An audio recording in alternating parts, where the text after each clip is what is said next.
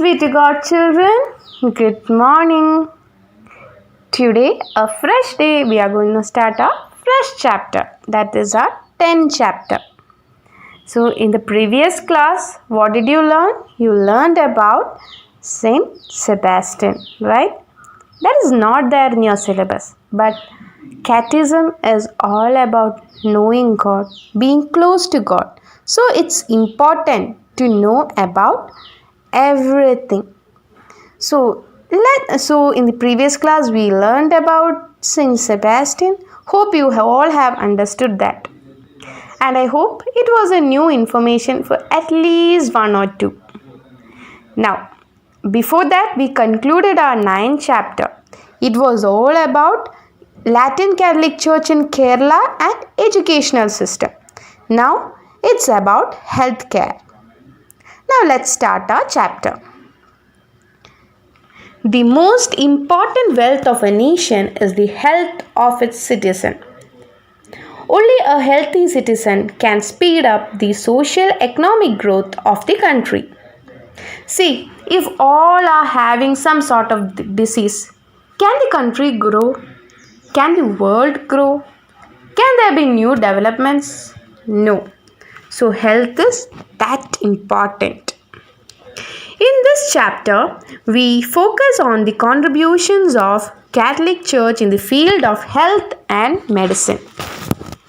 In fact, the teaching of Christ inspires the Catholic Church to care for sick.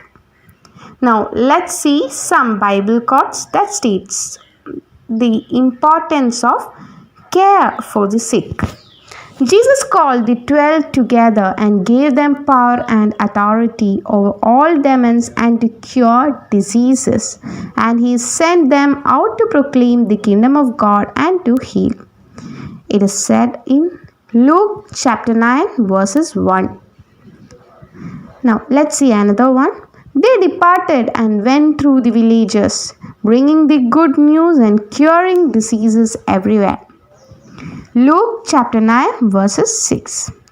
See, these are all teachings of Christ. So here also it states about the importance of curing diseases. The Catholic Church continues to serve the sick with zeal and enthusiasm as every Christian church. The Church believes in life-giving presence of Christ by caring for the sick, praying for them, and being with them. The great love that Jesus had towards all who suffered deeply in body and soul inspires the Church to show special consideration to the sick. In short, the activities of the Church aims at fulfilling and continuing the mission of Jesus. So, what's the mission of Jesus Christ? I came that they may have life and have it abundantly. John chapter 10 verses 10. See, this is the mission of our Jesus Christ. So, now we have seen the importance of caring for the sick and also the quotes written in Bible. Now, let's move on to the contributions of Catholic Church in healthcare. Healing ministry of the Church, early stages. In the early days, along with centers of worship, there were also facilities for healing the sick. The Council of Carthage and Council of Tours stressed on the importance of such centers. See, in the olden days, we didn't have a hospital. We just had a building where they take care of old people, the diseased people, and give medicines to them. Actually, they were not qualified doctors or something during that time. See the age. It was during the time AD 309. So, there is no qualified doctors. But there were experienced Vaidyas or someone who knew about the medicines, and also the others who didn't know about the medicines, but they took care of the disease, the people who were suffering from diseases. Saint Basil, Bishop of Syria, built a complex in AD 370 to care for sick and named it Basiliades. Thus, the ministry of the sick in the early times as well established and based on Christian love. See, this is all about love, all about care, and all about sharing. At those times, these saints didn't know much about healthcare, much about the diseases, but still all they knew was love. So when someone is suffering, they gave love. So for that, they created or built a building, and there they took care of the sick people and named it Basilius because it was named after Saint Basil. Towards the end of the 4th century, the church set a building to house pilgrims, migrants, and hospitals for sick, orphanages, old age homes, and buildings to house lepers. Then they started building up buildings during the 4th century, not only for the sick but also for the pilgrims who came from different places, for the migrants who didn't have their own home and keeps on migrating, and also for the old people. So now, sadly, it is during this time the old age homes are increasing. Right. When I was small, I didn't hear much about the old age homes. It was there. Actually, in one side, at those time, it was a good place because the people who didn't have anyone to take care of, the old people, they got a very happy mode during that time because no one was there to take care of them. But now what happens? Old age home had become a place where sadness resides because these old people are papas and our ammas, all of them who are there in those old age homes are actually not the one who didn't have anyone. They were the people who are having everyone, but their children, their grandchildren are not ready to look after them. So sadly, it is being increased. See, children, when you are hearing me, you are a grandchild of your grandparents. You are the son or daughter of your father and mother. It is your duty, not only duty, but just think of the love that they give you. How can you think of just leaving them alone in an old age home or at least in a home? See, now their priority is you. When you become big, how can you change your priority to something else? No.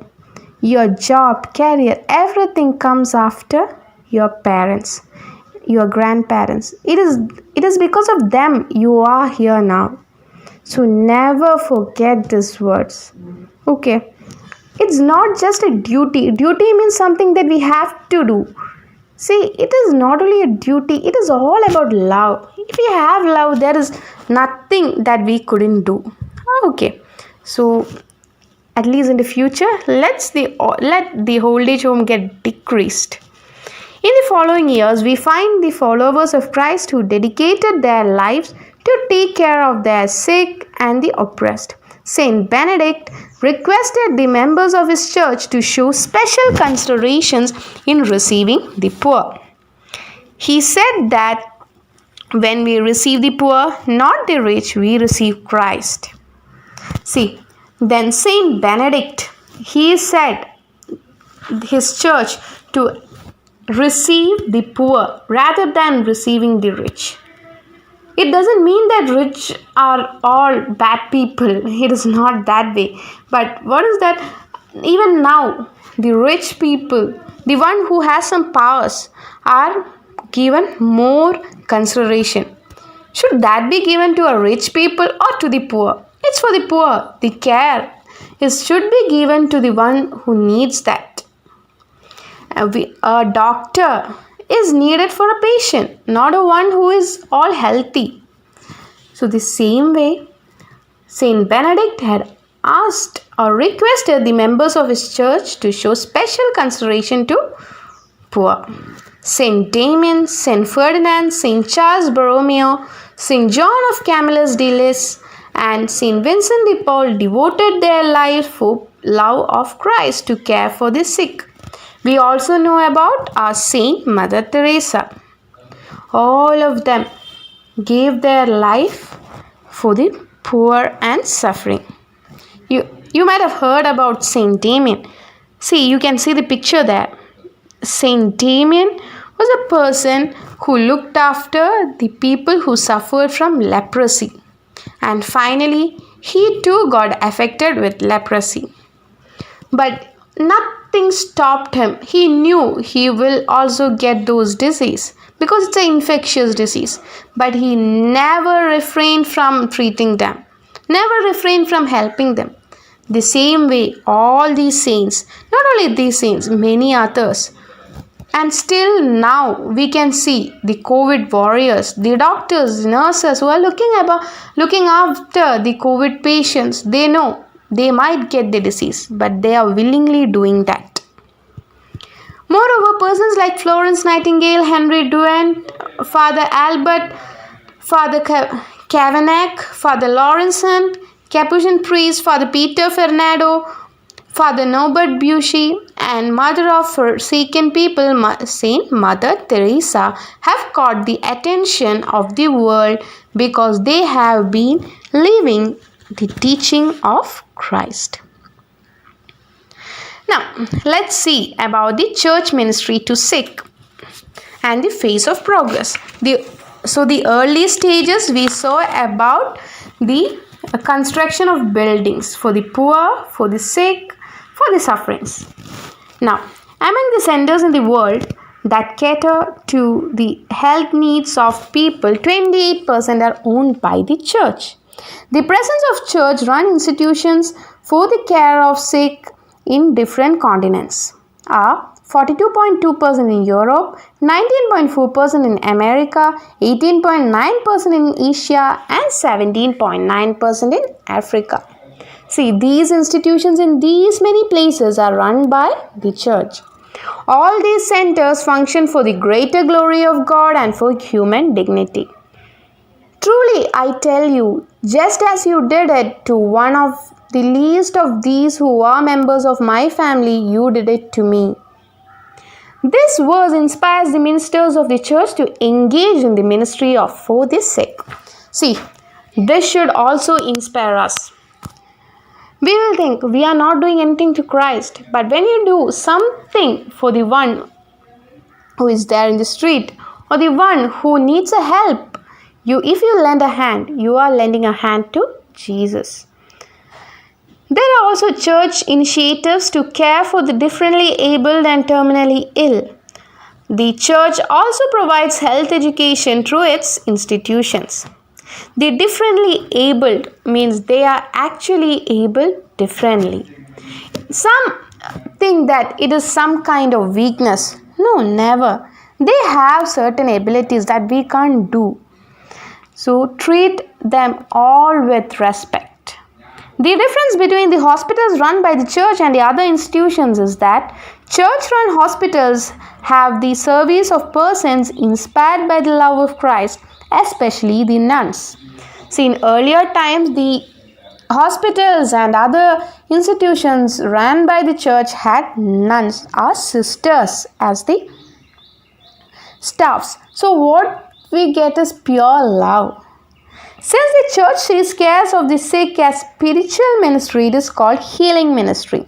So the ministry for health in the church is known as the healing ministry. In the healing ministry too, the church gives priority of the poor. See, priority of the poor, priority of the sufferings, priority of the sick.